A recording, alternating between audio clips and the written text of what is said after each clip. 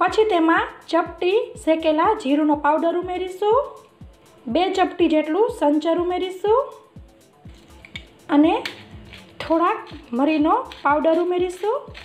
મરીના પાવડરમાં તમે વધઘટ કરી શકો છો। મરીનો પાવડર ઘણા લોકોને વધારે પસંદ હોય છે તો તમે વધારે પણ ઉમેરી શકો છો। આપણે શેકેલ જીરું, સંચર અને મરી પાવડર ઉમેરેલો છે તેની જગ્યાએ તમે આવી રીતે જલજીરા પણ ઉમેરી શકો છો। પછી આપણે તેને પીસી લઈશું। મિત્રો, અહીં મારું તરબૂચ ગળ્યું હોવાથી હું તેમાં સાકર નથી ઉમેરતી। ખાસ ધ્યાન રાખવું, આપણે તરબૂચને હેલ્ધી જ્યુસ બનાવવો હોય તો ખાંડની જગ્યાએ સાકર જ ઉમેરવી। હવે તેને આપણે પીસી લઈશું। સરસ પીસાઈ ગયું છે। હવે તેને આપણે ગાળી લઈશું। મિત્રો, અહીં હું આ ગળણીમાંથી જ્યુસ ગાળવાની બદલે આવી રીતે ભાત ઓસવવાની ચાળણી હોય તેમાંથી હું જ્યુસને ગાળી લઈશ, જેથી કરીને આપણો જ્યુસ હેલ્ધી બને। કેમ કે આની અંદર આપણે જ્યુસ ગાળવાથી તેના તરબૂચમાં રહેલો ગળ બધો અટકી જાય છે અને આમાં ગાળવાથી આપણા જ્યુસમાં રહેલો જે તરબૂચનો ગળ છે તે મોટા ભાગનો આવી જશે। એટલે હવે તેને આપણે આમાં ગાળીશું, પણ તમારે પેલી ગળણીમાં ગાળવું હોય તો તમે તેમાં પણ ગાળી શકો છો।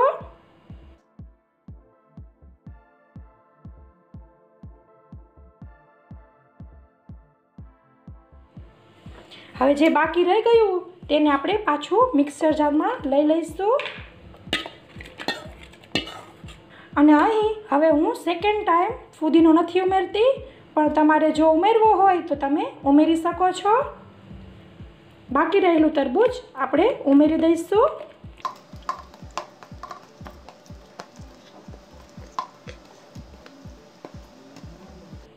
પાછું ચપટી જેટલું શેકેલું જીરું પાવડર, 2 ચપટી જેટલું સંચળ અને થોડો મરીનો પાવડર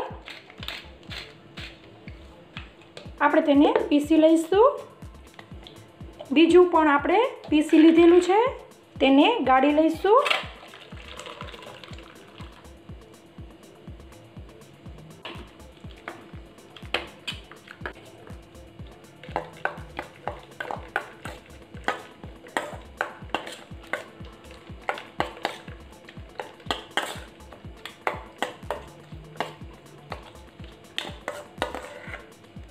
તો સર્વિંગ કરવા માટે આપણો તરબૂચનો જ્યુસ રેડી છે। હવે તેને આપણે ગ્લાસમાં સર્વ કરીશું।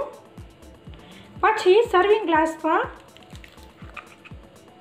બરફ લઈ લઈશું।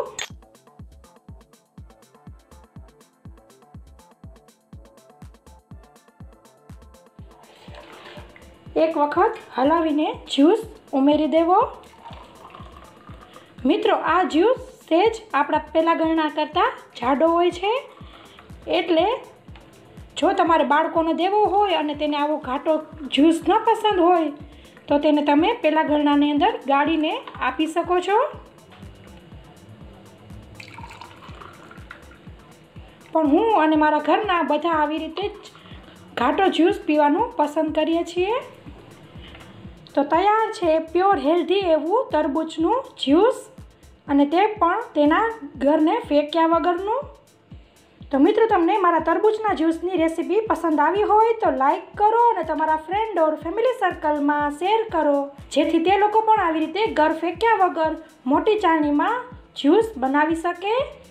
Thank you. આવજો।